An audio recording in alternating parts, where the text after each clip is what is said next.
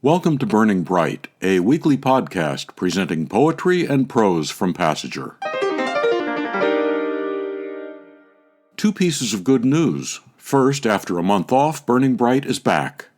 And the second piece of good news, the Passenger Mixed Voice Ensemble is not back. This time of year is noteworthy for several things. One of them is the return of football. Here's Gilbert Arzola's poem about high school football. Second string. Darryl was second string and only weighed $115 and couldn't do the cross-body block drill because you had to just stand there and take a hit, and he couldn't just stand there. So Coach Maddox spit and Coach Maddox hollered, the whistle hanging from his neck, bouncing like circumstance against his fat belly. He hollered about toughening up and taking it like a man. But Darryl was second string and only weighed $115, and would never be as strong or as fast or good enough to play the games of boys. I have no way of knowing what happened to him after that. I have no other memory of him but the one of him disappearing beneath a pile of helmets and dirt. So I can't say if he ever toughened up or became a man. Second String by Gilbert Arzola from his book Prayers of Little Consequence. I noticed on my calendar that September 8th is Grandparents' Day. I didn't know there was a Grandparents' Day, but being a grandparent, I was happy to see it. Liliane Roy Anders spent part of her childhood in France and remembers her French grandmother reciting to her portions of the epic poem The Song of Roland that she had memorized. Here from Passenger issue 35 is a poem she wrote about her grandmother. Grandmother. The sound of tons and tons of warplanes droning their death notes, the jars of strawberry preserves picking up the earthquake rumble, vibrating in this pantry. The texture of my grandmother's skirts as my cousin and I lean our faces against her shins and knees. We are barely breathing.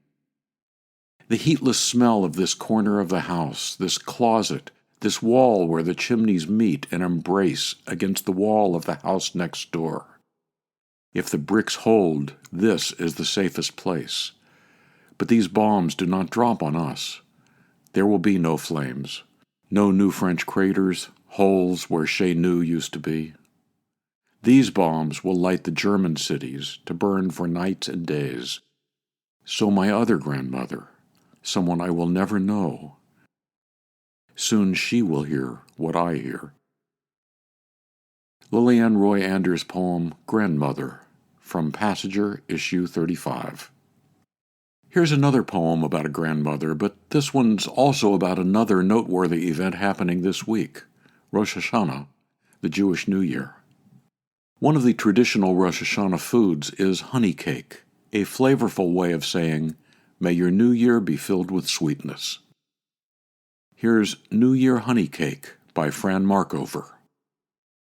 Grandmother can't tell me why she sobs. She chops the pecans, searches inside herself for the next ingredient.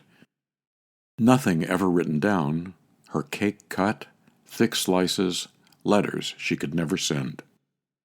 In the cinnamon she conjures invitations, cousins, babies, friends, parents, names crossed out on calendars.